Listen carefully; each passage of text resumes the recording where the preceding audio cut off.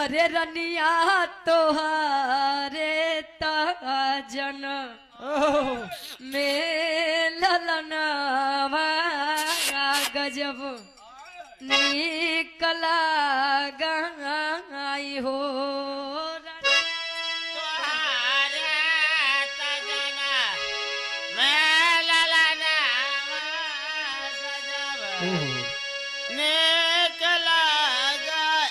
अरे जी याद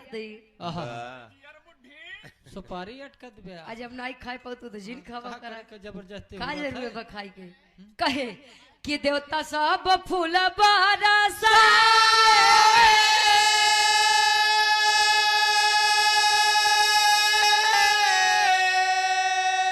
अंगनवा में नाचाई हो कहे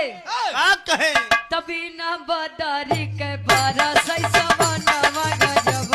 निकला गई हो बिना बदरी के बरस सवनवा गजब निकला गई हो बिना बदरी के बरस सवनवा गजब निकला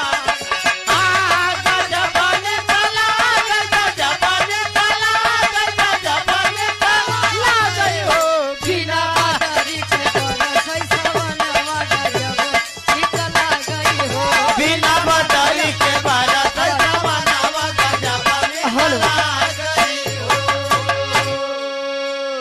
ई त मान ला ई दादी हरे गांव में मान ला 50 से 80 साल वाली बा ले ले और 30 से 50 वाली पहले न गवाही लेन भला जे कर पी जाए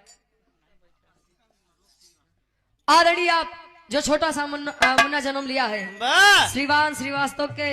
पूजनीय पिताजी बा पापा जी स्वरूप श्रीवास्तव जी ये गार्जियन जी के द्वारा 500 रुपए चरणों में कोट कोट नमन है आशीर्वाद के चाह रही और ये पुनः हृदय के गार्जियन जी सनातन दुर्गेश यूट्यूब चैनल अब पूरा पढ़ देते हैं हमारे सनातन दुर्गेश चैनल पर आप सभी को सभी बिरहा और नौटंकी पार्टी का लोकेशन देखने को मिलेगा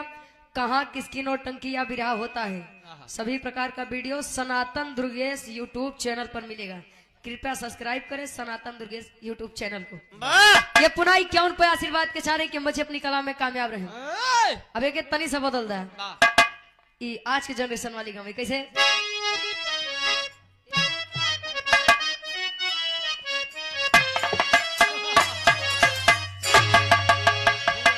अरे